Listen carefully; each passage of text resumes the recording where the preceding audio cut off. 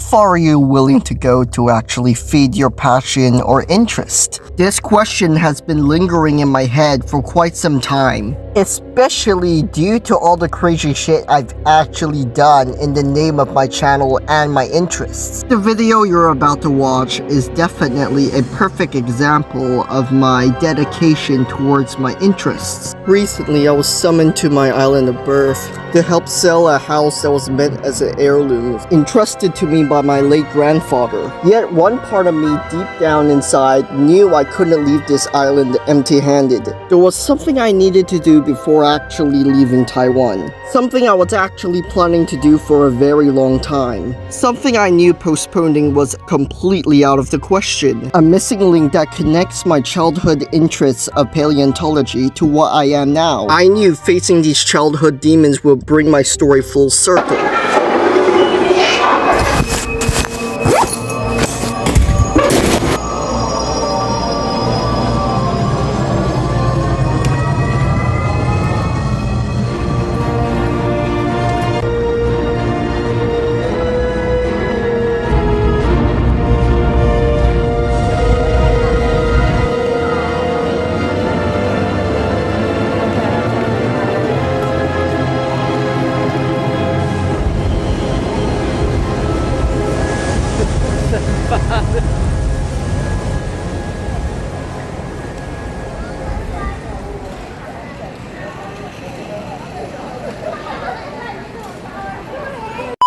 Today we're on location at Taichung, at least 170.2 kilometers away from Taipei, home to the famous National Museum of Natural Science. I've been to this museum before and I have to say it was quite an experience. Alright, our first exhibit. This right here is Paleoloctodon huihoensis. So it's kind of amazing how we used to have proboscideans in Taiwan back. It's actually one of many Paleoloctodon species that we actually shared with the mainland. So it's pretty cool to have this. It really shows our zoological heritage. And honestly, this is, yeah. I love going to these places because you get to know so much about your own zoological history and geological history. Honestly, this is barely even scratching the surface. Let's go. Oh my gosh. Alright, so every single display here is actually from the Pleistocene. We're gonna speedrun the ID, alright? So here, we have Cleodonta, woolly rhinoceros. Right here, Spilodon fatalis. This one and this one, Mammatus permagenus. This one is a adult female, while this one is a calf. We also got a Cape Bear. I'm not even gonna say the scientific name, I'll butcher it. And Panthera speculata. I'm not even confident if I pronounced it correctly, but anyways, there we go. Hopefully you guys enjoy that speedrun. This right here is a type of Eurypterid. I am positive it's Pterygotus. Alright, so we got an ammonite and we also got a little belemite over there. Here. It's right here. Sanyechong or trilobite. We have also crinoids or sea lilies or feather stars. Alright, so this is a little inaccurate because Megaarachne isn't actually a giant spider. It's a small Eurypterid. Anyways, we also got Arthropleura and also a Meganysoptera. I'm not sure if this is actually Meganeura, but yeah, anyways, right now we're at the Carboniferous display. It's pretty cool. Alright, so what we got over there is Dimetrodon. It's actually not a dinosaur, like how many people in the general public likes to say. In fact, this is way more related to us mammals than any other prehistoric animal. Because this is actually a synapsid. We mammals are synapsids. We are basically brothers. This is actually intriguing. And I've seen a lot of people call these magnificent creatures dinosaurs. They even have them in dinosaur toys, which is why I call dinosaur toys paleo toys to try and cut away the confusion. Because this right here is honestly amazing. Aside from a few outdated models, I say this is the most remarkable place I've ever been to. Now, as a Taiwanese paleo enthusiast, it was really hard for me not to geek out when I was looking at the exhibits. Alright, to the untrained eye, this might seem to be a rock, but there's actually crinoids in there. Here, you see this? This whole thing is basically a fossil. Yeah. Here, it's a type of... it's either a type of cephalopod or it's a type of gastropod, one of the two. There's a lot of different types of fossils which I forgot to record, but this is basically barely even scratching the surface of how vast this place actually is in terms of quantity. And the layout too, it targets both demographics, the laymen's and the enthusiasts. An absolute gem. Alright, so just some basic stratigraphy. The most shallowest part is actually the youngest, while the oldest is the deepest.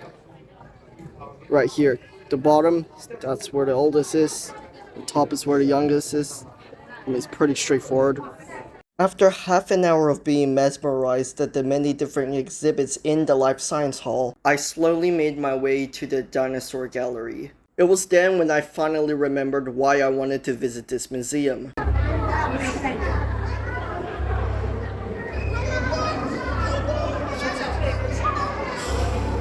Whoa! Whoa!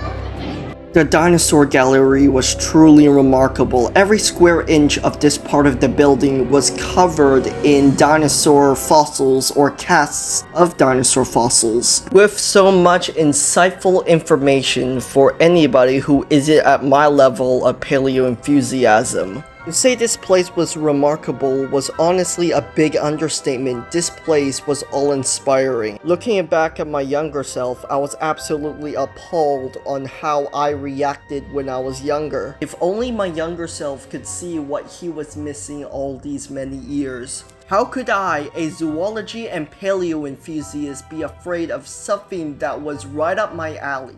I would say it's about damn time I returned to this magnificent place to make things right, to finally put my demons to rest. There's a reason why I chose to come back to this museum. This museum is so vast, with science that's palatable for the general public, and I just wanted to relive all of this. Because when I was young, I was so scared of that animatronic Tyrannosaurus Rex that I almost cried. Right now, looking at this, what the hell actually caused me to get scared? This place is amazing. I'm in heaven. Why was I so scared of that? Wow. Anyways, I'm having the time of my life. I'm just gonna browse for this entire exhibit. And yeah, thinking about this whole thing, if only my late grandfather could see me now. I never felt so alive. That I, Zhuo Guanting, host of the channel Paleoraptor Ahalphomosophilium, finally conquered my demons. I triumphantly walked up the stairs a new man, with no obstacles. Sinornithosaurus, Deinonychus. Alright, we got some fossils here. I'm pretty sure that's either yeah, that's a Microraptorian dinosaur. That right there is the pterosaur. As darkened, I'm pretty sure that's a quetz. Alright, all of these are basically trilobite illustrations. Holy shit. Terrible audio, I'm just gonna voice over it. What we have right here is a skull from one of the many species of the genus Mammutus, which is a type of proboscidean known colloquially as a mammoth. The tusks are unmistakable, and if you really want to go technical, you can look at the dentition. They are massive grazers, a lot like modern-day elephants. The first mammoth species was actually a tropical species known as Mammaphus subplaniforms. From there, they left Africa and evolved into many different forms more suited to polar climates. Proboscideans in general are actually very easy to reconstruct because after all, we have modern day analogs, the modern day elephants, more specifically the Elephas and Loxodonta genus. The skull itself, aside from the tusks and the dentition, are pretty much a plesiomorphic trait for elephantoid proboscideans, featuring that distinct nasal cavity, where the trunk will go for the live specimen. We then came across a model of Australopithecus afarensis, a relative of the bonobo and chimp, whose common descendants still exist, i.e. Homo sapiens. We then panned to a cast of the actual fossil itself. After the display of the Australopithecus, we move on to the archaic humans, and immediately I was sucker punched with this deep realization. I felt like it was only right to give my respects to these archaic humans. It goes far deeper than them just being simply a branch of our lineage. The fact remains, unlike our cousins, the chimps and bonobos, we are the last of the great lineage of Australopithecine apes. To those brave souls that entrusted us with their DNA, thank you so much for your sacrifice. We promise to keep the Australopithecine bloodline strong. And then, and only then, when I finish paying my respects, I could finally admire the miracle of evolution nature has produced with us Australopithecine apes. Every single animal is related in this world, but I feel like this part of the exhibit was by far the most touching. And we are unique out of all the animals to have ever existed. We're evolutionary prodigies. Think about it. How such a derived lineage of organisms could achieve this much feats in a short period of time. Remarkable, eh? How do we do it and against all odds? Alright guys, so yeah, I know this video was way more brief than what the intro I had. Honestly, if I went on it, I would be here all day. It was really good coming back here, but I think it's finally time. I'm very satisfied. Alright, so we're at Mr. Fossil. Look at this. Otodus megalodon. If you guys don't know what this is a geode. Basically, you'll have a mineral or gemstone inside. It's pretty cool. I just want to show it to you. But I'm not going to buy it. This right here is a Diplodocus bone. Holy crap. Alright. You guys have no idea how large it is, so I'm going to use myself as an analog because I just want to show you just how bloody massive this is. My head doesn't even make it to words where the jewels go. It's that tall. Yeah. You won't believe the size of Diplodocid sauropods until you see the photo up close.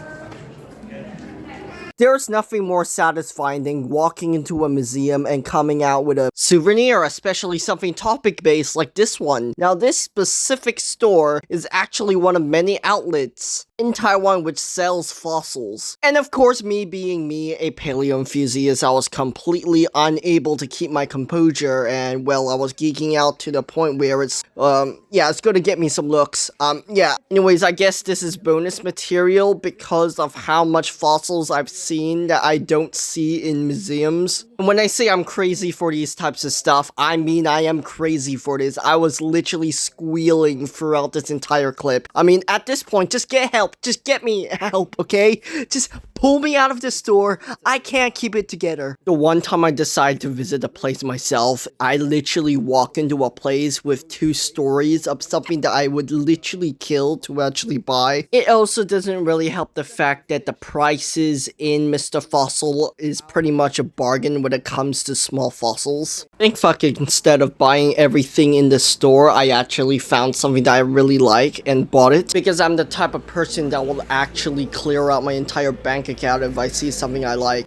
Alright, that will be indeed the end of the video, guys. Anyways, I recommend you guys to visit the National Museum of Natural Science in Taichung, and it's really a refreshing experience. You get to know so much about the natural world if you're not really an enthusiast and you're just getting into it. But anyways, I'm sure you'll find a lot of stuff there pretty engaging. And anyways, thanks so much for watching this video. I'm gonna be showing you guys what's inside in a fossil collection video I might be doing as soon as I move back to Taiwan, or any given future. I can't really promise that because, it's apparently not considered public domain because of, that guy, Paleo Tribe.